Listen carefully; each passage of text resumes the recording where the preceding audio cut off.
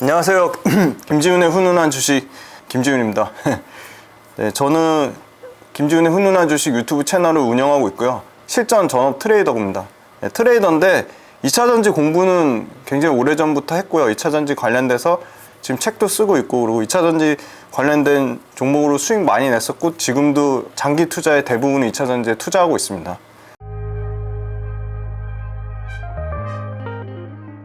에코프로의 펀더멘탈 자체가 뭐 크게 변한 사실은 없습니다. 근데 다만 에코프로 최근에 한 57만원 정도까지 조정이 온 다음에 급격하게 오르는 거는 합리적인 추정이 가능한 게 역시나 그 공매도 대차 잔고가 줄면서 숏스퀴즈는 말 그대로 내 의지와 무관하게 증권사에서 반대 매매를 당하는 거고요. 숏 커버링은 내 의지대로 손절을 치는 겁니다. 그러니까 숏스퀴즈가 훨씬 더 무서운, 매물이 급격하게 쏟아져 나올 수 있는 거죠. 그래서 매물이 급격하게 쏟아져 나오는 걸로 예상이 되고 있고요. 심지어 가장 악질적으로 공매도 여전히 가장 많은 물량을 보유하고 있고, 가장 버티고 있는 아마 외국계 증권사 1등이 골드만삭스인데, 골드만삭스도 심지어 약간 지금 포기 상태로 가려고 하지 않나, 그렇게 보고 있고요. 그러니까 우리가 숏만 치는 운용사는 없는 것 같고요. 말 그대로 롱숏 섞여 있는데, 숏 치는 운용사들도 뭐 심지어 사과문까지 내면서 상당히 지금 그 급격하게 그런 대차 상환 물량이 좀 나오는 걸로 보고 있고, 굉장히 2차전지 관련돼서 중국 2차전지를 밀었던 미래에셋 자산운용조차도 타이거 2차전지 소재 FN ETF가 나왔습니다. 근데 이게 타이거 2차전지 소재 FN ETF의 1등이 압도적으로 에코프로가 20%의 포트폴리오를 담고 있어요. 그러니까 미래에셋 타이거 2차전지 소재 FN을 담으면 ETF에 따라서 패시브 자금이 당연히 들어오겠죠. 그러면 1등인 에코프로 20%를 담는데 에코프로를 계속 살 수밖에 없는 거죠. 2등이 포스코홀딩스입니다. 그래서 포스코홀딩스도 당연히 기관의 수급, 패시브 자금이 들어오는 거고, 3등이 에코프로비엠, 4등이 LG와 5등이 포스코퓨처엠, 6등이 LNF, 7등이 코스모 신소재입니다. 그래서 양극재와 광물을 담고 있다는 거. 그 다음에 이게 끝이 아니죠. 코덱스 2차전지 핵심 소재 10, 이건 삼성 자산운용에서 ETF를 만들었는데, 여기도 1등이 포스코퓨처엠, 2등이 에코프로입니다. 그리고 심지어 삼성자산운용의 코덱스는 2차전지 2배짜리 수익률을 추정하는 2차전지 레버리지 ETF도 냈어요. 그렇게 기관이 공매도 치면서 그렇게 2차전지에 대해 불편한 심정을 드러냈지만, 기관들도 지지치고 지금 코덱스 2차전지 ETF, 그래서 이 2차전지 패시브 자금이 급격하게 들어온다는 점이고요. 그 다음에 두 번째, 이것도 또 수급적인 이슈예요. 5월 달에 불발됐죠. MSCI 8월. MSCI 5월 달에 불발됐죠.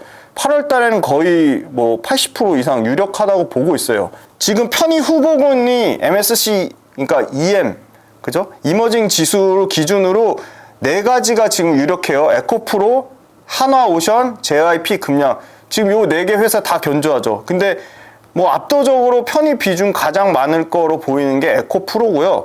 MSCI 이머징 지수 내 편입 그 비중은 대략적으로 0.2%인데, 요걸로 추산되는 패시브 자금은 1조 1000억 정도예요. 그러니까 8월 편입되면 8월 30일 기점이니까 8월 10일부터 8월 30일까지 본격적으로 또 MSCI 8월 패시브 자금을 또 추정하는 기관 수급이 또 들어올 거다. 그래서 굉장히 수급적으로 좋은 상황이고, 공매도 이따 또 얘기할 기회가 있겠지만 1조 한 거의 8천억 정도 되는 공매 자금 중에 최근 한 일주일 동안 한 2-3천억이 상환이 된 걸로 알고 있어요.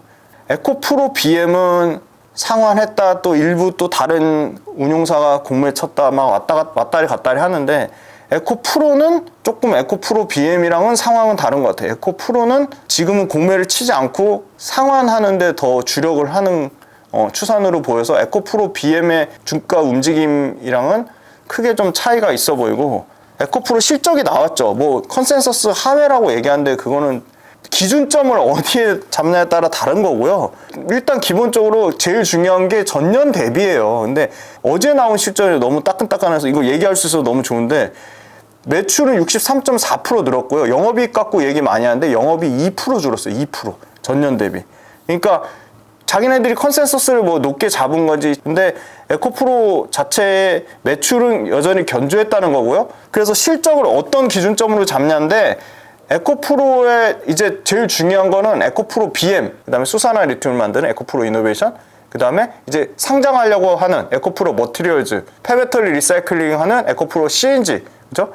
특수가스 하는 에코프로 AP, 이 5개 상장 자회사가 디테일하게 나오면 그것도 한번 분석할 수 있는 기회가 있을 텐데, 일단은 에코프로 BM만 나왔는데, 저는 그래도 다행이라고 생각하는 거는 에코프로 BM의 영업이익률이 1분기 때 4.9%가 나왔는데, 지금 2분기 때 영업이익률이 6%대가 나왔어요. 그러니까 실적을 보기에 따라 다른 것 같아요. 더 디테일하게 해석해 봐야 되는데, 에코프로가 만약에 핵심 자회사 수산화 리튬을 만드는 에코프로 이노베이션이랑 전구체를 만드는 에코프로 머티리얼즈 자회사가 그 실적을 쪼갰을 때 거기서 실적 감소가 일어나지 않으면 에코프로 자체의 실적이 나쁘다고 보기도 어렵다. 그래서 영업이익은 다소 줄었지만 매출 64% 늘었고, 그리고 중요한 거 상반기보다는 하반기가 더 좋을 수밖에 없다. 상반기 실적 나쁠 거 이미 알고 있었어요. 왜냐? 판가가 떨어질 거라고 그랬거든요. 판가 뭐죠? 에코프로 BM의 양극재에 들어가는 리튬의 판가가 떨어질 거다. 근데 계속 말씀드려요. 5월 달에 탄산 리튬 가격 100% 상승한 가격이 안 빠지고 있어요. 탄산 리튬 올라간 게 순차적으로 반영될 거예요. 양극재 판가에 반영되고, 양극재를 수출하는 수출 판가에 반영되는 레깅이 몇 개월이다? 4개월이에요. 그러면 2분기 실적 안 좋은 건 이미 알았고, 3분기에 그럼 양극재 판가가 또 떨어지냐? 그건 아닐 것 같아요. 3분기에 양극재 판가가 정상화되는 수준으로 돌아서고, 4분기에는 오히려 양극재 판가가 올라갈 거라고 보고 있기 때문에, 어떻게 보면 실적 중에서 2분기가 가장 안 좋은 실적으로 예상했는데, 저는 그 실적의 그 둔화 폭, 감소 폭이 중요한데, 에코프로 실적도 그렇고 에코프로 BM 실적도 그렇고 그렇게 우려할 정도의 수준은 아니다. 그래서 결론을 내면 실적 생각보다 나쁘지 않았고, 수급으로 굉장히 많이 땡겼는데 앞으로 추가적으로 수급이 들어올 여지는 분명히 남아있다. 그리고 두 번째는 더 실적을 더 쪼개서 봐야 되는데, 에코프로 이노베이션이나 에코프로 머티리얼즈 실적에 따라 오히려 에코프로에 대한 더 긍정적인 시각이 나올 가능성이 높다고 보고 있습니다.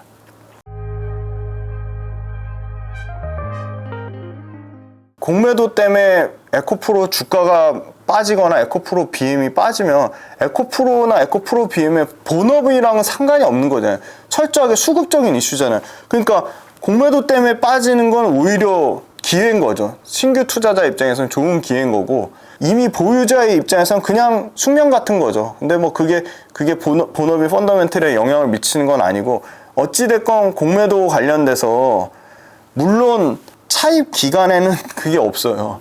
말 그대로 차입 기간의 제한은 없어요. 그래서 그렇게 무차별 공매를 때리는 거지만, 걔네도 어찌됐건 이자를 내야 되거든요. 이자를 내면 뭐 엄청 저리로 빌리겠죠. 근데 이자를 내는데 무차별적으로 계속 하기에는 수량, 시가 말랐거든요. 개인 투자자들이 증권사에서 대차 거래 안 하면 되거든요. 그래서 누군가한테 빌려서 공매를 쳐야 되는데, 그 빌리는 것조차도 쉽지 않은 상황이에요. 지금 한 달 동안 외국인이 50만 주 넘게 손절 쳤대요, 지금. 앞으로 손절 칠 물량이 한 100만 주 이상이 더 쌓여 있으니까 열심히 지금 손절 쳐야 될 거예요. 왜냐면 주가가 계속 올라가면 올라갈수록 이자는 이자대로 내고, 그죠? 더 비싸게 사서 되갚아야 되잖아요. 그러니까 공매도 쉽지 않다. 그래서 뭐 공매도 때문에 전혀 보유자 입장에서는 스트레스 받을 건 없다고 생각하고, 공매도 때문에 단기 변동성은 있을 수 있죠. 근데 그거는 공매도 때문이라기보다 에코프로나 에코프로 BM이 워낙 수급에 초미의 관심사다 보니까 그렇게 그 이슈가 되는 거지, 공매도로 인해서 뭔가 에코프로나 에코프로 BM의 수급이 나빠진다고 보는 건 아닌 것 같아요. 왜냐면 공매도 세력이 수익 중인 게 아니거든요. 지금 손실 중이기 때문에 중요한 건. 네, 그렇습니다. 리스크보다는 장점이 더 많을 거라고 보는 이유가, 이제 구체적인 투자 계획이 계속 나오고 있거든요. 일단은 포항에 에코프로만의 2차 전지 원재료, 전구체, 폐배터리, 그 다음에 양극재의 밸류체인 허브, 블루밸리 캠퍼스라고 2028년까지 2조 넘게 투자를 해서 완벽하게 우리는 리사이클해서 리튬 가공해서 전구체 생산해서 양극재 생산해서 셀까지, 그런 모든 완벽한 밸류체인 수직 계열, 밸류체인의 완벽한 수직 계열화를 포항해서 2028년까지 2조 넘게 투자해서 이룬다고 했으니까 계속적으로 그 부분은 이제 실적에 긍정적인 모멘텀이 될 거라고 보고 있고, 이미 에코프로 관련돼서는 회장 구속된 것만큼 더 강력한 악재가 나올 게 있을까. 사실 그것도 지금 최고의 변호인단 김현장 변호인단을 꾸려서 지금 대응하고 있는 걸로 알고 있는데, 그 부분도 1, 2년 안에는 뭐 어떤 형태로든 나올 거라 보고 있고, 심지어 소위 말하는 자녀분들한테 그 뭐 완벽하게 승계가 된 건 아니지만 뭐 이제 후속 경영 체제를 굉장히 발빠르게 준비하는 걸로 알고 있습니다. 그거 외에도 뭐 실제로 경영하는 거는 전문 경영인 체제로 홈페이지에도 밝혔듯이 이미 2년 전부터 이미 전문 경영인 체제로 유지하고 있다고 하기 때문에, 그래서 저는 가장 우려되는 거는 결국은 이걸 계속 하려면 엄청나게 자본력이 좋아야 된다. LG나 포스코가 에코프로보다 상대적으로 더 안정성을 높이 평가받는 이유는 뭐 기술력의 차이라기보다는 에코프로보다 월등한 자본력이거든요. 포스코나 LG그룹이 갖고 있는 자본력. 그래서 에코프로를 봤더니 에코프로 그룹 자본력 나쁘지 않아요. 지금 올해, 내년, 내후년까지 실제 마진을 남겨서 벌어들이는 영업활동 현금 흐름이 꾸준히 계속 증가해서, 물론 에코프로 이노베이션이나 에코프로 BM이나 에코프로 머티리얼즈 자회사의 실적이 크게 박살나지 않는다는 가정하에, 현재 정도 수준만 유지한다는 가정하에 내후년 정도면, 25년 정도면 에코프로 BM만 창출하는 영업활동 현금 흐름, 영업으로만 벌어들이는 현금 흐름이 한 7천억 정도가 들어오고, 에코프로 BM만. 그럼 에코프로 CNG랑 이노베이션 다 합치면 에코프로 지주사 측면에서는 지금 아까 2조 투자한다고 했는데 현금이 한 1조 7천억 정도가 그냥 영업활동 현금으로만 들어올 것 같아서, 저는 에코프로 그룹을 디테일하게 안 봤을 때는 굉장히 재무구조나 자본력이 딸리지 않냐 그렇게 봤는데, 그건 전혀 아닌 것 같고, 생각보다 영업활동 현금 흐름으로 잘 돌고 있다. 그리고 또 회장 그 구속된 측면으로 봤을 때도 사실은 외부에서 자본을 차입하기가 굉장히 어렵다고 봤는데, 아주 성공적으로 이노베이션 3,300억 받았고요. 에코프로 BM 4,400억 받았단 말이죠. 그리고 에코프로 머티리얼즈 상장이 연기되냐 아니면 원래대로 하반기에 상장이 되냐, 그게 아마 가장 중요한 이슈가 될 것 같아요. 왜냐면 정부채 관련돼서 계속적으로 양극재는 뭐 오버캐파 아니냐 뭐 그런 막 또 잘못된 이슈를 막 양산하는데, 정부채는 기관들도 동의를 해요. 정부채 지금 내재화율 에코프로 BM이 최소 40% 이상 갈 거고, 포스코는 80% 이상까지 간대. 그러니까 그럼 정부채 내재화 하려면은 캐파 엄청 지어야 될 거 아니야. 그래서 막 지금 뭐 발등에 불 떨어져가지고 LG화학이 중국의 화요코발트랑 조인트 벤처 맺어서 새만금하고, LNF는 LS M&M이랑 또 조인트 벤처 맺어서 정부채 공장 짓겠다고 하죠. 정부채 관련된 거는 기대감이 있기 때문에 그런 부분은 다 기본적으로 합작 형태로 하거나 자본 조달을 해야 되는데, 그게 아마 에코프로 그룹 자체적으로는 이미 너무 잘 준비가 돼 있다. 그래서 악재보다는 긍정적인 요인이 많을 것 같고, 리튬 가격 빠지는 거에 대한 우려가 제일 크죠. 리튬 가격이 빠지면 에코프로 이노베이션도 박살 나는 거고, 포스코홀딩스도 박살 나는 건데, 지금 칠레, 볼리비아, 뭐 아르헨티나 다 지금 국유화하겠다고 난리잖아요. 그 말은 무슨 말이냐? 그만큼 공급을 엄청나게 줄이겠다는 거거든요. 타이트하게 하겠다는 거거든요. 공급이 만만치 않게 안 늘어나요. 리튬은 그러니까 만들겠다고 하는 데는 많은데, 물론 뭐 중국이 80% 이상 리튬을 재련하고 가공한다고 하는데, 결국은 중국이 리튬 강산을 갖고 있진 않거든요. 다 리튬 강산 중국도 산 거예요. 뭐 호주에서 사오고 아르헨티나에서 사오고 사온 거거든요. 중국이 리튬을 갖고 온 걸 가공하고 재련하는 거는 80% 이상 되는 건 맞아요.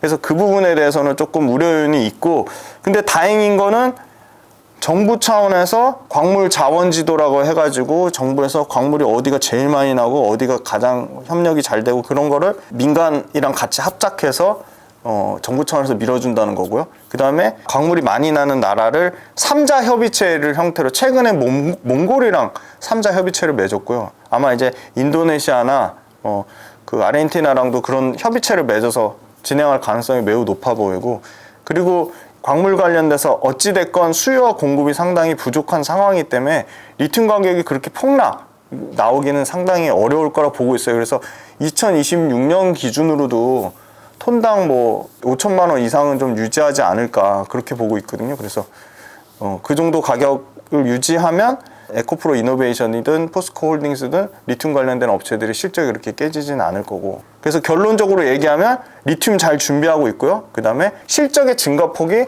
올라가는 추세가 꺾이진 않을 것이다, 그렇게 보고 있어서 에코프로 같은 경우는 포스코 그룹 다음으로 이 양극재 앞단, 리사이클링부터 리튬 가공, 전구체, 이 밸류체인이 너무 잘 부각되어 있는데 그거에 대한 밸류에이션을 완벽하게 지금 주가에 다 100% 반영되어 있다고 보고 있지는 않아요. 왜냐면 리튬 생산하는 것도 생산량 자체가 계속 늘어나요. 지금 일단 수산화 리튬을 일반적으로 말씀드리면 지금 에코프로 기준으로 수산화 리튬 올해 2023년 최대 캐파로 1.8만 톤인데 이게 못해도 5배 이상 늘어나고요. 2026년에 17년 기준으로. 그 다음에 우리가 가장 중요하게 보는 양극재 지금 18만 톤인데 2027년까지 71만 톤이면 4배 이상 늘어나는 거예요.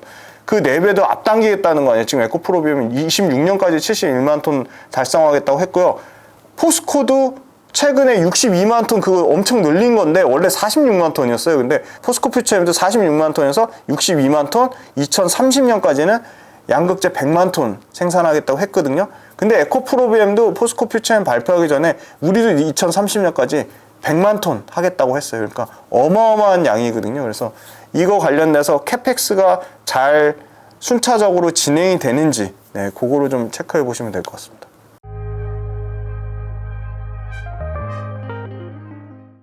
그거는 이제 말 그대로 진짜 트레이딩 전략의 영역이어서, 그건 개인차가 있어요. 또 욕하지 마세요. 근데 저 같으면 에코프로든 에코프로 BM이든 지금 가격대는 전 절대 안 살 것 같고요. 여기서 만약에 조정이 안 나오고 계속 간다, 그럼 그냥 심플하게 생각하세요. 내 몫이 아니다라고 생각하시고요. 그럼 가지고 계신 분 입장에서 야, 너가 뭐 3년, 5년 성장한다고 했는데 그럼 3년, 5년까지 그냥 수면제 먹고 자면 되는 거 아니냐, 그렇게 얘기하는데 그건 너무 무책임한 거죠. 아니, 개인 투자자가, 예? 저는 진짜 안타까운 게 투자하는 전략은 여러 가지 방식이 있고 본인의 기호에 따라 하는 건데, 사실 이렇게 많이 오른 종목들은 약간의 그 전략적인 부분은 분명히 필요하다고 봅니다. 그래서 에코프로나 에코프로 BM이 조정이 나오면 신규 투자 관점에서 당연히 에코프로 BM은 양극재 국내 원탑이고 글로벌적으로도 출하량 기준은 1등이에요. 그래서 이렇게 매력적인 회사인데 안 살 이유는 없죠. 그런데 살 때 저희가 조금 싸게 산다는 의미는 적정한 가격에 사는 게 중요하잖아요. 그래서 지금은 저는 적정한 가격이 둘 다 아니라고 보고 있고요. 그러면은 어느 정도 가격이 적정한 가격이냐? 제가 봤을 때 그냥 솔직히 말씀드리면 둘 다 최소한 지금 가격에서 그래도 30% 이상 빠져야지 좋은 가격대라고 보고 있어요. 저는 더 빠질 수도 있다고 보고 있지만 만약에 그렇게 30% 50% 조정이 안 나오고 계속 간다? 그거는 내 몫이 아니다라고 생각하시면 되고요.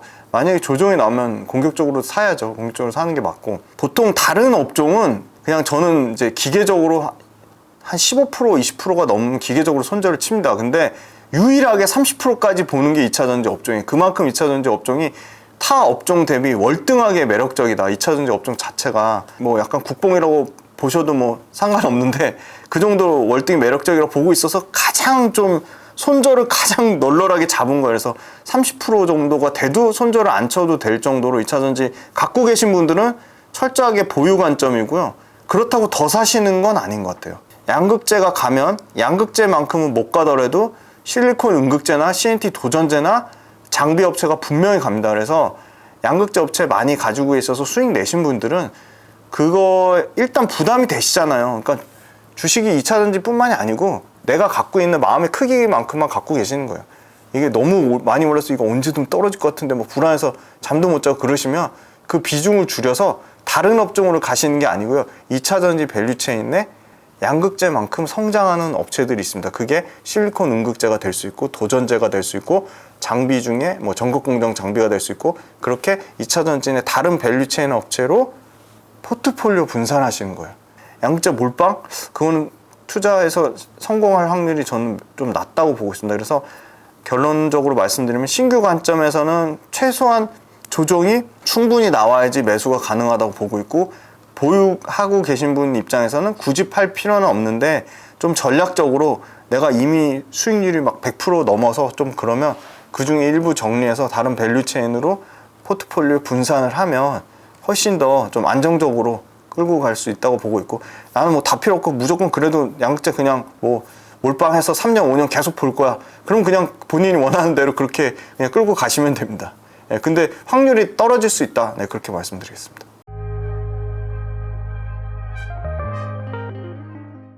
그것도 철저하게 케바케인 것 같아요. 종목에 따라 철저하게 소외되는 종목이 있고, 증권사 레포트 말고 회사에서 가이던스로 제시한 양극재 출하량 기준으로 한번 직접 계산을 해보세요. 자, 양극재 업체들 제가 딱 3개, 포스코 퓨처엠, 에코프로 BM, LG화학 3개 갖고 왔거든요. 자, 에코프로 BM부터 어떻게 계산하는지 말씀드릴게요. 자, 23년 올해 양극재 캐파 19만 톤이에요. 톤당 5천만 원. 그러면 매출 9조 5천억 나오죠. 뭐 간단하죠. 캐파에다가 가격 곱하면 돼요. 또 이거 가지고 야, 너는 왜 톤당 5천만 원을 잡았냐? 이거 회사 가이던스가 5천만 원이라고 한 거예요. 제가 정한 거 아니에요. 그러니까 아무튼 톤당 5천만 원 곱하시면 9조 5천억이 나오고요. 또 이거 영업이익률도 바뀔 수 있습니다. 저는 6.3% 그냥 보수적으로 잡았어요. 본인이 7% 잡고 싶으면 7% 잡으세요. 왜 보수적으로 잡냐? 더 상승할 여력이 많이 남아요. 보수적으로 안 잡으시면 못 갖고 계신다니까요. 그래서 자, 양극재 캐파 곱하기 톤당 5천만 원에 영업이익률 6.3을 곱하면 영업이익이 얼마 나온다? 5조 9,850억이 나옵니다. 그러면 5조 9,850억에다가 뭘 곱하냐? 양극재 5대 천왕 있죠. 5대 천왕 PER 45배입니다. 이것도 바꿀 수 있어요. 50배 주려면 50배 주세요. 저는 보수적으로 45배 드릴게요. 자, 45배를 곱하면 시가총액이라는 거는 PER 배수에다가 그냥 영업이익 곱하시면 돼요. 그래도 되고, 영업이익에다가 영업이익 배수 곱하시면 돼요. 그러면 시가총액이 26조 9,325억이 나오고요. 26조 정도 나와요. 그거를 상장 주식수 978만 주로 나누면 적정 주가 27만 5,380원인 거예요. 그러면 27만 5,380원이니까 그 가격에서 크게 많이 못 오르는 거예요. 현실적으로 지금 27만 원 정도, 27만 5천 원 정도니까 막 여기서 30만 원, 40만 원 가려면 뭐가 나와야겠죠?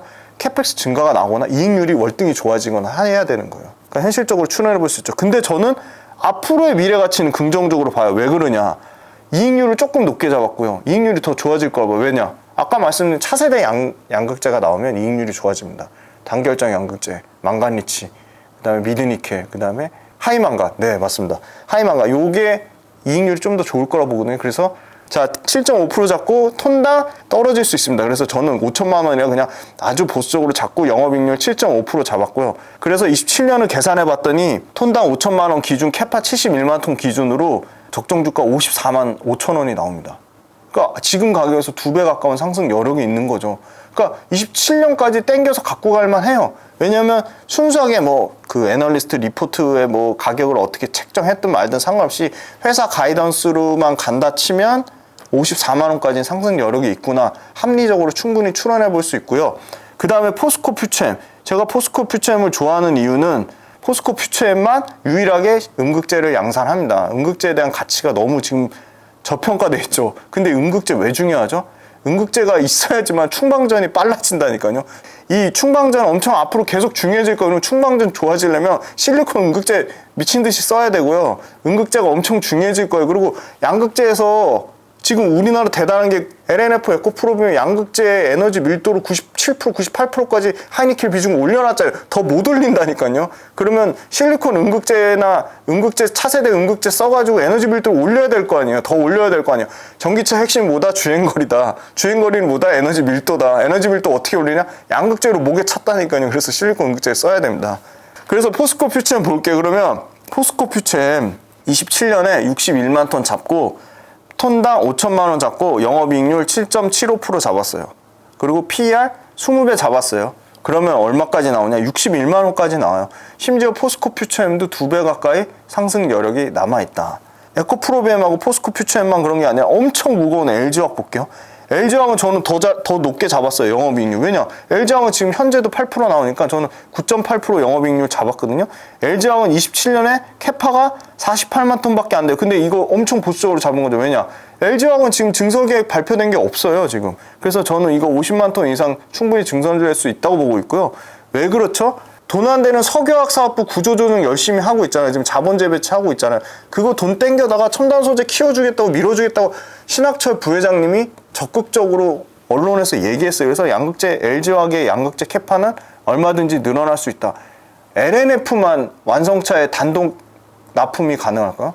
저는 그건 아니라고 봅니다. LG와 에코프로비엠도 완성차의 직납 충분히 가능하다고 보고 있어요. 그래서 얼마든지, 물론 LG화학은 지금 LG 에너지 솔루션 40% 내재화 물량 쳐내기도 바빠요. 지금 뭐 너무, 그래서 지금 LG 에너지 솔루션 물량이 포스코 퓨처엠으로도 가고 심지어 이제 에코프로비엠으로도 갈 거다라는 얘기가 나올 정도로 워낙 LG화학은 지금 타이트한 상태인데, LG화학도 48만 톤 캐파의 영업이익률 9.8 계산해 봤더니 적정 주가가 67만 원까지 나옵니다. 네. 이거는 첨단 소재 사업부의 가치만 한 거고, LG화학은 무슨 사업부도 있죠? 제약 사업부도 있죠. 아베오 최근에 인수했죠. 그다음에 석유화학 사업부 작년, 재작년 계속 지하실 밑에 바닥까지 갔어요. 그래서 여기서 더 나빠지기는 어려울 걸 보고 있기 때문에 석유화학 사업부는 그냥 현상 유지만 해줘도 가치가 엄청 부각될 거예요. 그래서 저는 LG화학이 너무 좋아 보일 수밖에 없는데 너무 싼 거예요. 왜냐하면 에코프로비엠이랑 포스코 퓨처엠이랑 코스모 신소재 오를 때 오히려 빠졌어요. 그래서 수익률 측면에서 장비에서 1등 수익 나는 윤성 FNC, 원자재단은 1등 수익 나는 에코프로, 1등주 투자하는 게 확률적으로 가장 높아요. 그건 부정할 수 없어요. 에코프로 BM 말고 양극재 수익률 압도적인 1등은 코스모 신소재예요. 그래서 코스모 신소재 투자하는 건 맞는데, 양극재는 다 커지니까, 5대 천왕이 다 좋아지니까 양극재만큼 좀 역발상을 해보자. 양극재 제일 많이 오르고 제일 저평가된 게 LG화학은 에코프로비엠이나 코스모 신소재에 비해서 너무 저평가거든요. 그래서 양극재만큼은 역발상의 관점에서 LG화학도 좀 보자. 근데 LG화학에 대해서 인식이 안 좋은 것 같아요. 왜냐, LG화학은 LG에너지 솔루션 분할했잖아. 무쪽 분할했잖아. 그럼 그 점 인정하고, 그래서 주가가 더 못 가는 것도 있지만, LG화학을 투자하면 기본적으로 81.8% LG에너지 솔루션의 지분을 들고 있잖아요. 그러니까 똑같은 거 에코프로 투자하면 에코프로 머티리얼즈나 에코프로 이노베이션 투자하는 거에 간접 효과를 누리듯이 LG화학도 똑같이 그런 효과를 누리는 거예요. 그리고 LG화학은 시가 배당으로 치면 2.6% 정도 됩니다. 그래서 그냥 은행에 넣어놓고 예적금 하는 것보다 LG화학 같은 거, 요새 네이버 카페에 에코프로 한 주 모으기 운동 이런 게 있더라고요. 진짜 어마어마합니다. 근데 LG화학도 좀 많이 미워하지 않으셨으면 좋겠고, 저 LG화학하고 전혀 상관없습니다. 아무 관련 없는데 LG화학이 너무 싸서 너무 불쌍해서 그래요.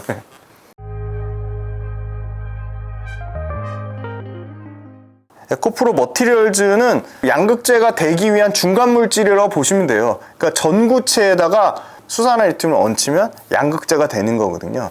근데 전구체를 지금 생산할 수 있는 업체는 에코프로 머티리얼즈, 그 다음에 포스코는 포스코 퓨처엠이 직접 전구체를 생산을 합니다. 그 다음에 어떤 회사가 있냐면 에코앤드림, 옛날 E&D라는 회사가 있고요. 그 다음에 레이크 머티리얼즈라는 회사가 있습니다. 근데 안타깝게도 에코앤드림이나 레이크 머티리얼즈랑 에코프로 머티리얼즈의 생산량에 월등한 차이가 나오고요. 물론 에코앤드림 같은 회사도 뭐 엄청 늘린다고는 하지만, 자, 그럼 전구체 캐파를 보면 말씀드렸던 뭐 에코앤드림, 그 다음에 레이크 머티리얼즈 같은 회사는 뭐 10,000톤 이하라고 보면, 지금 에코프로 머티리얼즈의 전구체 생산은 어느 정도냐? 지금 2028년 기준으로 22만 톤이에요. 그러니까 전구체 생산 기준으로는 뭐 원탑인 거죠. 그죠? 지금 아마 전구체 한 4, 5만 톤 정도 될 거예요. 지금 캐파로만 봐도. 그래서 이게 전구체 2028년 22만 톤이라고 보면 전구체 판가가 평균 아주 보수적으로 잡아서 킬로그램당 평균 판가가 한 17불에서 20불 정도 되고, 환율을 여기다가 1,300원을 곱하면 이게 영업이익이 한 3천억 정도 나오는 거죠. 그래서 3천억에다가 PER, 지금 이 전구체 관련된 업체들은 상장돼 있는 회사가 없어서 지금 뭐 양극재 업체들, 전구체랑 양극재는 유사한 그 소재 형태니까 양극재 업체들 평균 PER을 곱하면 엄청나게 높아져요. 지금 양극재 업체들 평균 PER이 한 60배 정도 되니까, 그 60배도 제일 많이 나오는 뭐 코스모 신소재 뺀 거예요. 코스모 신소재는 200배가 넘으니까 코스모 신소재 빼고 한 60배 나오는데, 그러면 뭐 전구체 이거 저는 PER을 엄청 보수적으로 잡아서 25배로 잡았거든요. 그래도 한 7조 정도가 나와요, 이 전구체 밸류가. 근데 지금 현재 에코프로 머티리얼즈가 실적 엄청 좋았거든요. 이거 에코프로 머티리얼즈도 이제 2분기 실적 이제 디테일하게 나오겠죠. 그러면 이제 그거에 따라서 또 밸류에이션 또 업사이드 나올 거라는 거는 분명하게 말씀드려요. 또 너무 숫자에 대해서 예민하게 하셔가지고 그냥 이거 얼마든지 변경될 수 있다고 말씀드려요. 일단 저는 올해 1분기 숫자가 다 나온 거니까 1분기에 영업이익률 4%거든요. 4%에 영업이익 94억 정도 나왔거든요. 그러면 그냥 단순히 산술적으로 계산해도 1분기보다는 2분기, 2분기보다는 3분기가 훨씬 좋거든요. 4분기 최대 실적 나온다고 보면 곱하기 4하면 한 370억 정도 돼요. 근데 3, 4분기에 더 잘 나온다고 보고 400억 잡았어요. 400억의 양극재 평균 PER 63배를 곱한 거예요. 그러면 한 2.7조 정도 나오는 거거든요. 그래서 3조 밸류 받는다고 보는 거거든요. 근데 중요한 건 뭐냐면 에코프로 머티리얼즈가 가진 생산 캐파가 월등히 1등이다. 2028년 기준으로 21만 톤이면 뭐 글로벌적으로도 탑 10 안에 들어가는 정도 수준이다. 그래서 에코프로 머티리얼즈는 아마 상장되면은 시장에서 예상한 것처럼 3조 정도 밸류는 충분히 받을 거라 보고 있고요. 그럼 에코프로 머티리얼즈를 통해서 에코프로 그룹이 약 40% 정부채 내재화하겠다고 했거든요. 근데 포스코는 지금 80% 내재화하겠다고 했잖아요. 근데 너무 차이가 많이 나잖아요. 그래서 에코프로 측면에서도 자본력이 조달이 되면 아까 말씀드렸잖아요. 에코프로 이노베이션하고 에코프로 BM 통해서 전환사채 그거 4,400억하고 3,300억 받았잖아요. 그것의 일부 당연히 또 머티리얼즈로 순환해서 또 추가 투자할 수 있죠. 왜냐면 가장 핵심 정부채 라인이기 때문에. 그리고 3조 밸류 받아서 돈 들어오면 그거 운영자금으로 쓰는 게 아니라 100% 시설 투자 캐펙스 늘리는데 아마 쓸 거예요. 그래서 28년 기준 제가 22만 톤 얘기한 거는 과거 데이터고 이것도 충분히 상향 조정이 있다. 그래서 에코프로 머티리얼즈에 대한 그 전망은 매우 긍정적이다라고 보고 있습니다.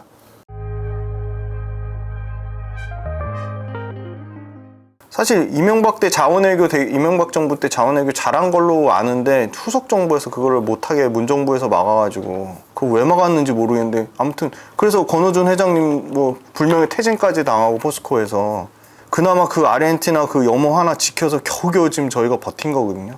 국가적으로도 사실 엄청나게 손실이고 정부에서도 좀 적극적으로 정책적으로 도와줘야 되는데 다행히 지금 정부에서는 2차 전지에 관해서 굉장히 긍정적으로 보고 있고 정부에서 광물 관련해서 열심히 적극적으로 지원, 광물 자원 지도가 나오고 아까 광물 관련 그 자원 협의체가 3자 협의체 뭐 몽골뿐만이 아니고 앞으로 계속 추가적으로 나올 거라고 보고 있어요. 그리고 2차 전지 관련된 업체들이 세제 혜택을 주거든요.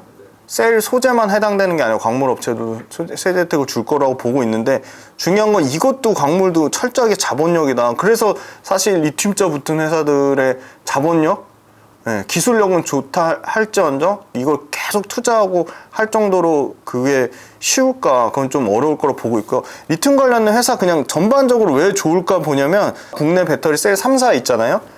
LG에너솔루션, 삼성 SDI, SK온.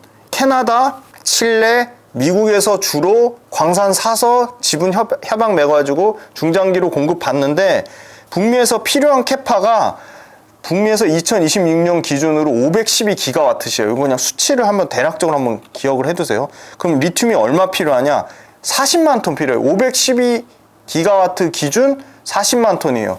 근데 512기가와트라는 건 디자인 캐파예요. 이 디자인 캐파는 이게 진짜 풀 캐파로 다 돼가지고 풀 가동 됐을 때예요. 그러니까 조금 줄어들 수 있겠죠. 근데 40만 톤인데 리튬 3사 기준으로 자 LG엔솔은 몇 프로 확보했냐? 저는 그래도 50%는 넘을 줄 알았거든요. LG엔솔 아직도 더 지분 많이 사고 더 열심히 광산 협약 맺어야 돼요. LG엔솔 2026년 기준으로 36%예요. 이게 늘어나는 거예요. 지금 LG엔솔은 지금 리튬 지금 30% 안 되는 걸로 알고 있어요. 27% 8% 정도 되는 걸로 알고 있고 지금 36% 확보해야 되고 SK온은 더 지금 시급해요. 리튬 30% 정도 확보했고 삼성 SDI는 그거보다 더 적은 걸로 알고 있거든요. 20%대로 알고 있거든요. 삼성 SDI는 워낙 수주 받은 캐파가 적기 때문에. 그럼 무슨 말이냐? 지금 북미에서 LG엔솔 지금 어마어마하죠. 2026년에 650기가와트를 더 캐파를 늘릴 거예요. 지금 북미에서 지금 리튬이 엄청 부족해요. 지금 그래서 결론은 뭐다? 계속 에코프로랑 포스코 그룹으로 더 몰릴 수밖에 없다. 근데 LG화학도 잘 모르시는데 지금 엄청 리튬 광산 직접 사요. 미친 듯이 사요. LG와 LG 에너지솔루션이 미친 듯이 사요. 그래서 저는 리튬의 측면으로 봤을 때는 뭐 압도적으로 포스코홀딩스가 가장 매력적인 기업이고, 리튬은 가치로 봐도 LG화학이나 에코프로가 매력적이라고 보고 있습니다. 일단 에코프로는 100%다 2차전지 관련된 매출에 연관되어 있으니까 그거에 대한 2차전지 밸류를 100% 받는 거고, 포스코는 매출 85% 철강, 영업이익 85% 철강이에요.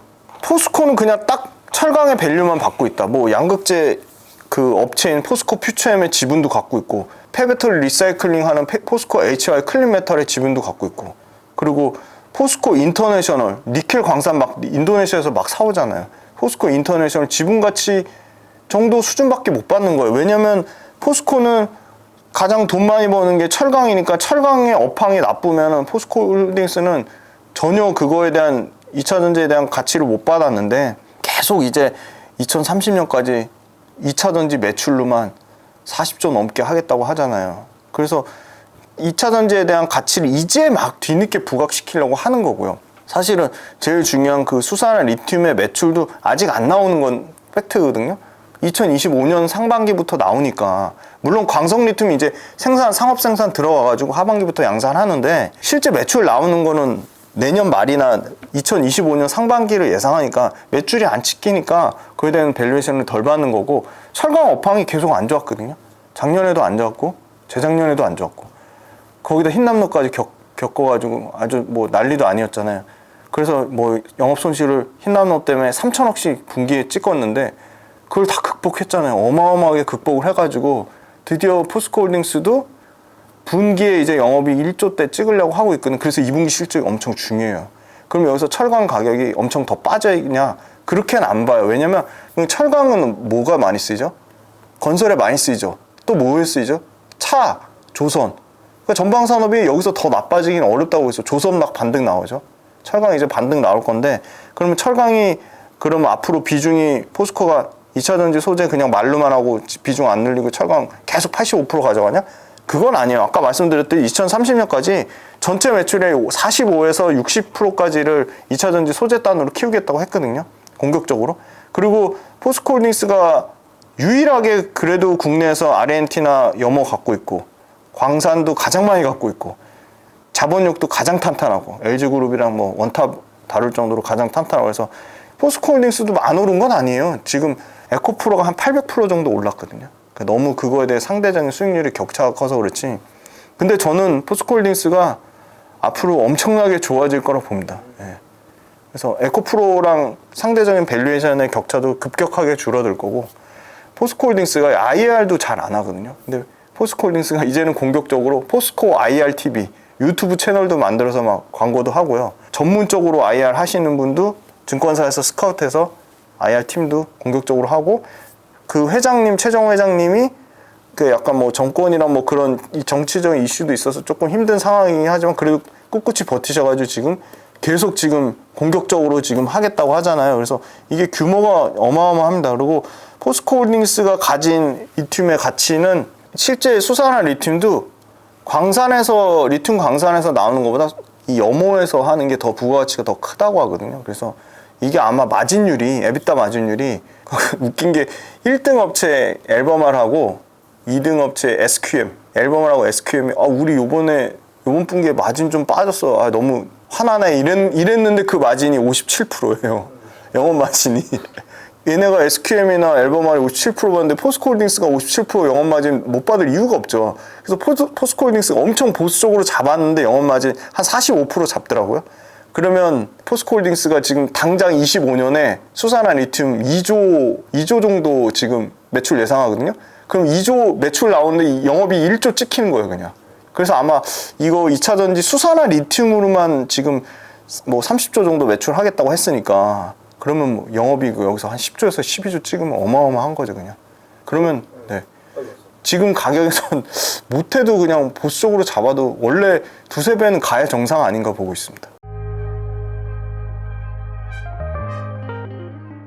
네, 이유가 있죠. 양극재가 전체 시장이 55% 정도 성장을 하고요. 배터리셀도 대단하죠. 배터리셀은 30% 정도 성장해요. 그러니까 뭐죠? 성장이 더 많은데 매출과 이익이 더 많이 올라가겠죠. 그러니까 매출과 이익의 절대 규모는 뭐 비교가 안 되죠. LG엔솔이 뭐 올해 같은 경우 매출 얼마 하죠? 지금 매출 규모로는 게임이 안 돼요. LG엔솔이 지금 에코프로비엠이 아마 양극재 단에서 매출 제일 좋을 거로 보는데 한 10조 정도 예상하잖아요. 근데 LG엔솔 매출 얼마죠? 올해 2023년 기준으로 36조예요.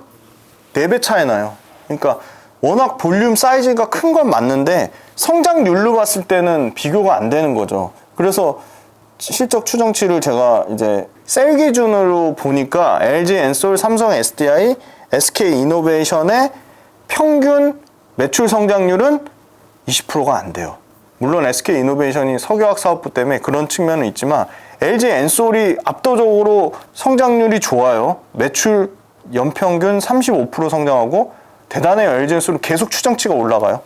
LG엔솔 매출은 연평균 35%고 영업이익률을 95% 성장하는데 양극재 업체는 5대 천왕의 평균이에요. 평균 100%씩 매출 증가하는 회사도 많은데 5대 천왕의 평균이 52%예요. 어마어마하죠. 아니 5대 기업 평균이 52%고 셀 기업은 평균이 20%도 안 된다니까요. 10%대라니까 평균이 5배 차이 나잖아요. 그러니까 실적이 월등하다. 그리고 양극재 평균, 양극재 영업이익 평균은 64%예요. 근데 배터리 셀 업체 이익 증가율 평균은 40%가 안 돼요. LG엔솔만 3년 평균 96% 나오고요. 삼성 SDI 뭐 성장은 하는데 26%예요. SK이노베이션도 이익은 성장하는데 20%대요. 그러니까 주가는 결국은 실적이잖아요. 결국은 펀더멘탈인데 펀더멘탈 좋아지는 그 성장률의 폭을 봤을 때 셀 업체보다는 양극재 업체가 훨씬 더 매력적인 거죠. 양극재 업체가 훨씬 더 실적이 폭풍 성장하니까. 그리고 기본적으로 셀 업체는 너무 무거워요. 시가총액 보시면 아시잖아요. 그냥 상식적으로 LG엔솔 시가총액이 126조예요. 126조 1% 올리려면 1조 3천억이 필요해. 그죠? 자, 양극재 1등 에코프로비엠 시가총액 몇 조죠? 예, 26조죠. 그러니까 어느 게 쉽겠어요, 주가를 올리기가. 당연히 양극재가 쉽죠.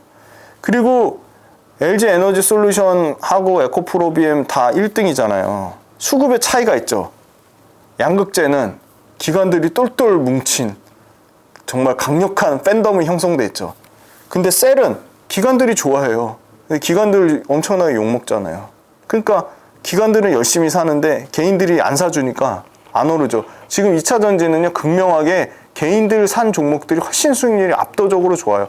개인들이 많이 산 게 에코프로, BM, 포스코홀딩스, 포스코 퓨처엠이잖아요. 그나마 포스코 홀딩스나 포스코 퓨처엠 대단한 게 기관들이 열심히 파는데도 개인들이 사주셔가지고 수익률 다 땡겨서 올렸거든요. 그래서 수급의 주체에도 차이가 있는데 이제는 달라질 거다. 왜냐? 2차 전지 관련된 ETF 계속 나오잖아요. 근데 LG엔솔을 안 담는다? 안 담을 수가 없거든요.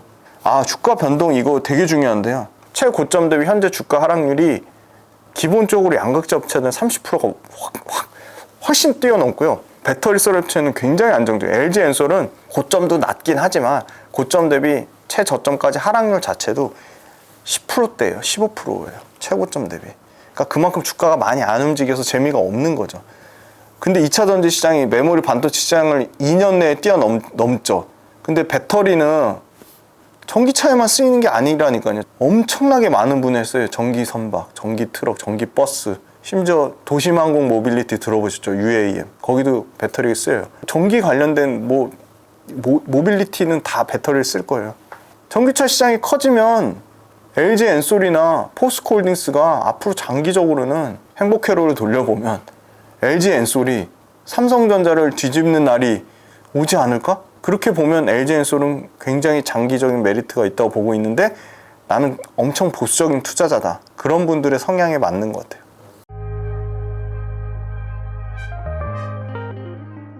LFP 배터리는 그 박 이사님도 너무 정확하게 잘 얘기해 주셔가지고 그게 맞는 것 같아요. 우리가 뭐 하이니케 양극재 못 팔아서 LFP 배터리를 신성장 동력으로 육성하는 게 전혀 아니고요.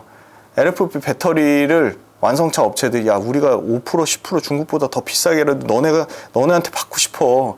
걔네가 고객사가 요청해가지고 만든 실제 엔지니어한테 확인도 해봤어요.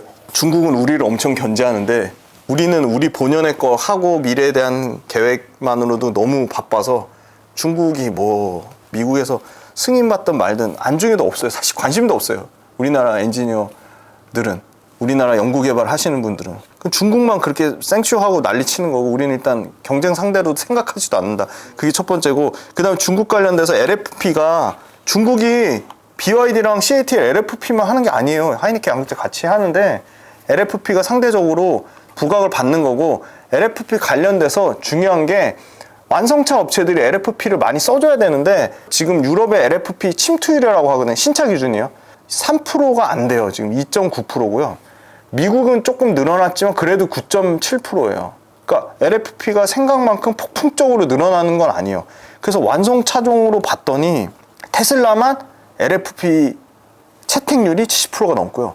다른 완성차 업체는 40% 미만이에요. 테슬라는 뭐 CATL이나 BYD, 뭐 CATL 잘 보여야 되는 뭐 그런 입장 때문에 그런 건지 모르겠지만 그렇고, 그러면 LFP가 저가차는 무조건 LFP를 써야 되냐?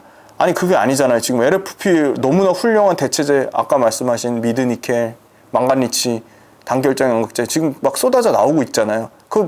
얼마 안 남았어요. 지금 제일 빠른 에코프로비움의 5회로라는 망간리치가 24년에 양산된다니까요. 내년에 1년도 안 남았죠 이제. 그 다음에 LFP 배터리 지금 SK온은 지금 세팅이 다 돼 있대요. 지금 시제품 양산 다 돼가지고 SK온 고객사만 있으면 LFP 배터리 내년부터 하겠다고 했고요. LFP 양극재 2구동성으로 포스코 퓨처엠 에코프로비엠 LNF 25년에 양산하겠대요. 지금 그때까지 완성차 업체도 캐파 늘려가지고 가동해서 수율 나오려면 시간이 필요하잖아요.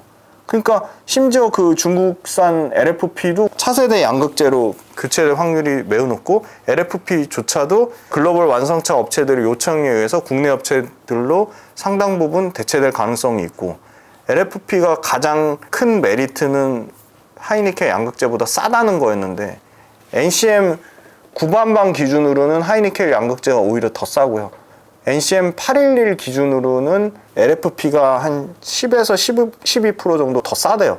근데 그거조차도 더 비싸게라도 NCM 811 쓰겠다는 거고, LFP가 경쟁하는 거는 에너지 밀도 기준으로 봤을 때 NCM 622이랑 경쟁하는데, NCM 622이 지금은 다 811 9반반으로 넘어가는 추세여서 LFP가 경쟁하는 NCM 622 시장을 LFP가 다 가져가면 시장 침투, NCM 622이 가져가는 시장이 17%래요. 17%를 다 중국이 먹지도 못할 뿐더러 17% 다 가져간다고 한들 위협적이지 않은 거죠.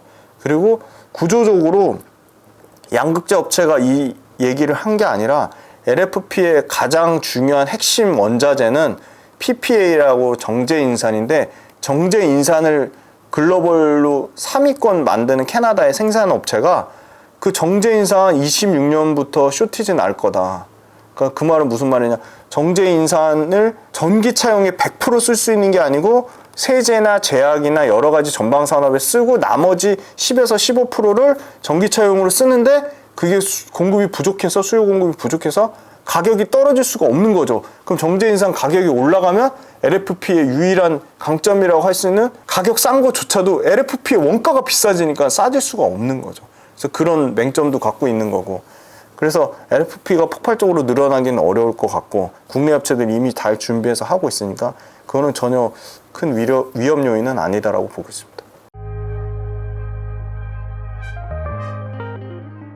제일 중요한 건 유상증자, 일단 사업 목적이 중요한데, 사업 목적이 돈이 없어서 운영자금 쓰는 거면 굉장히 그런 거죠.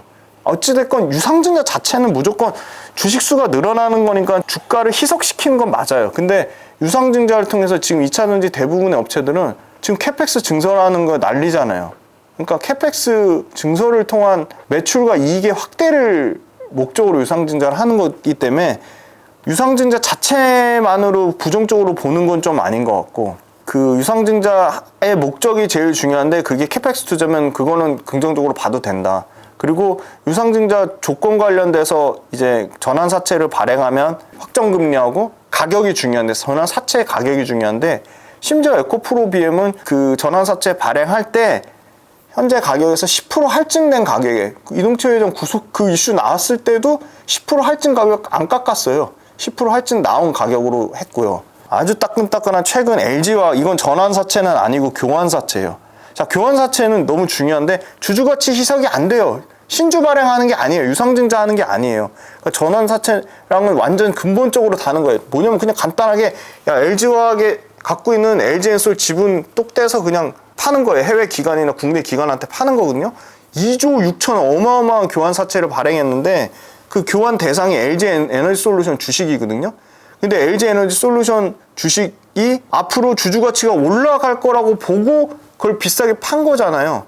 근데 판 건데 LG에너지솔루션 교환사채 교환 가격이 있을 거 아니에요.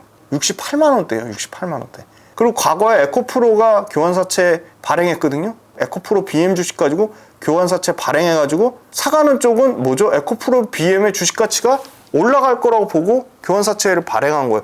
근데 이거 뭐 좀 잘못 인식이 된 건지 이거 교환사채 얘기 나오니까 LG화학 주가도 빠지고 LG엔솔 주가도 빠졌거든요. LG엔솔 주가가 올라가는 거에 배팅하고 2조 6천억을 투자한 거라니까요. 나쁜 의미가 아니에요. 그래서 전환사채는 교환사채는 발행 목적이 제일 중요하고 발행 가액이나 전환 가액이 중요하다.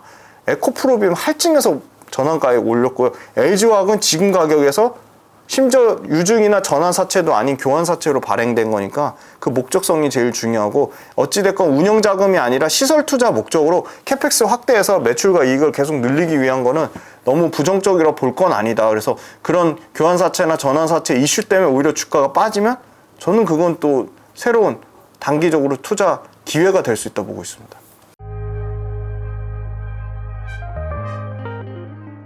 맨날 그 5가지 말씀드리잖아요. 첫 번째가 시장 침투율이고요. 두 번째가 캐펙스 증가율. 세 번째가 매출과 이익 증가율, 그러니까 실적 증가율. 네 번째가 전기차의 이슈거든요. 전기차가 더 이상 이슈화되지 않을 때. 아마 이게 전기차 이슈화되지 않을 때가 주변 사람들 다 전기차 타가지고 전기차를 아무도 얘기 안 하는 거예요. 전기차 얘기하면 이상한 사람 취급하고. 그러니까 그게 제일 마지막이 되겠죠. 그럼 첫 번째가 시장 침투율인데 6월달 따끈따끈한 데이터로 전기차 시장 침투율 지금 15%거든요. 15%인데 우리가 주력으로 하는 북미 시장은 10%가 안 돼요. 아직 9%대고요. 중국은 지금 30%가 넘어가요. 유럽은 엄청 많을 것 같은데 유럽은 평균 내보면 20%밖에 안 돼요. 근데 유럽은 또 노르웨이 같은 나라는 98%래요. 침투율이. 유럽의 대부분의 국가는 20%대다니까 앞으로 내가 말하는 전기차 시장 침투는 그래도 50%는 돼야죠. 근데 그거를 단기간에 2, 3년 내에는 힘들고 2030년은 돼야지 50% 얘기하고 있거든요. 그래서 2030년까지 아직 7년의 시간이 있으니까 7년까지는 성장할 건데 성장률은 둔화되겠죠. 그래서 첫 번째가 전기차 시장 신차 기준으로 침투율 지금 15%인데 아직 3배 이상 성장 여력이 남아있으니까 나는 50%는 너무 세고 30% 잡을게 엄청 보수적으로 30% 잡아도 2배 이상 성장 여력이 남아있잖아요. 이렇게 2배씩 성장하는 산업이 없는 것 같고요. 그다음에 두 번째는 이런 회사들의 캐펙스 증가율은 아까 보시면 배터리 셀 업체가 33% 정도가 나오고요. 평균 정도 봤을 때. 그리고 양극재 업체들은 50%가 넘습니다. 캐펙스 투자가. 심지어 실리콘 음극재 만든 대주전자 재료 같은 회사는 캐펙스 투자를 100%씩 합니다. 그래서 뭐 동박업체, 뭐 장비업체들 마찬가지고요. 근데 이런 캐펙스 투자가 그 기준 또 본인이 세운 기준점이 또 다르니까 예를 들어 50%씩 양극재 업체가 캐펙스 투자를 하다가 50% 투자하다가 갑자기 나 10%를 줄게 이렇게는 안 하거든요. 50%에서 점차적으로 레벨 다운 하겠죠. 그러다가 50% 하던 회사가 한 10% 막 15%대밖에 캐펙스를 안 늘린다. 그러면 의미 있는 캐펙스 증가폭이 급격하게 둔화되는 거잖아요. 그 시점.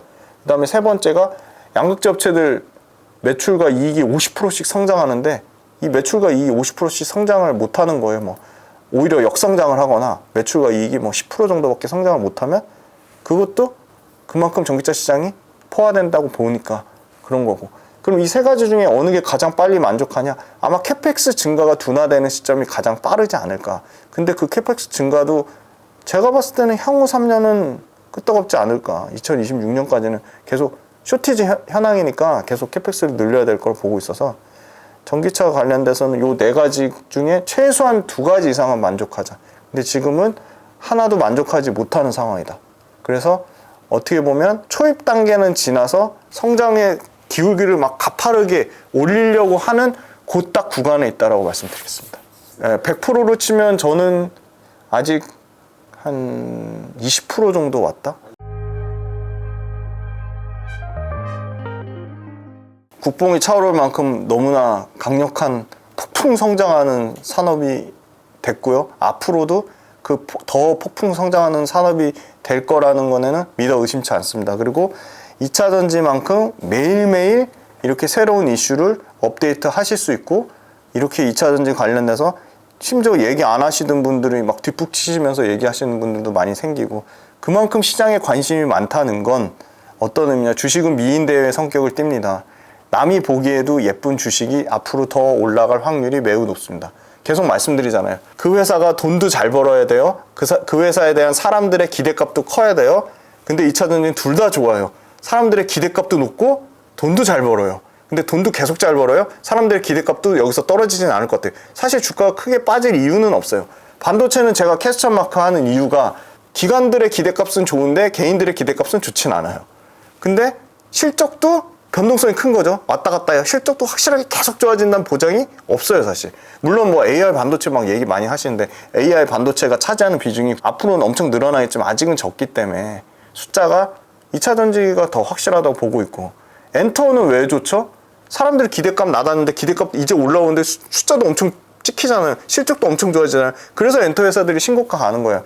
그럼 2차 전지 요 두 가지 축, 사람들의 기대값이랑 회사가 벌어들인 실적이 무너지는 시점이 오냐? 저는 그게 당분간은 좀 오지 않을 거라고 보고 있고, 그 다음에 계속 관련된 긍정적인 이슈가 쏟아지니까 계속 그걸 체크해 보셔야 되고, 엄청나게 성장을 하는데 2차 전지가 아직 상위 수출 품목 10대에는 못 들어갔대. 20대에는 들어간대. 성장률로 치면 2차 전지가 1등이래요. 근데 10대 품목에는 아직 못 들어왔어요. 그래서 10위권, 5위권 들어올 때까지는 꺾이지 않는 마음으로, 중요한 건 꺾이지 않는 마음이라고 하잖아요.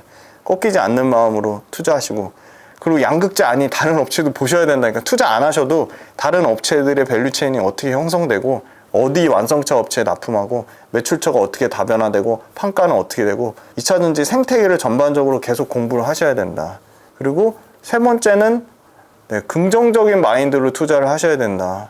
그렇다고 낙관적으로 너무 그냥 막연하게 희망해로 행복해로 돌리시라는 건 아닌데, 약간 긍정적인 마인드가 엄청 중요한 것 같고, 그 다음에 그 2차 전지 관련돼서는 숫자에 좀 예민하게 뭐 하실 필요는 있어요.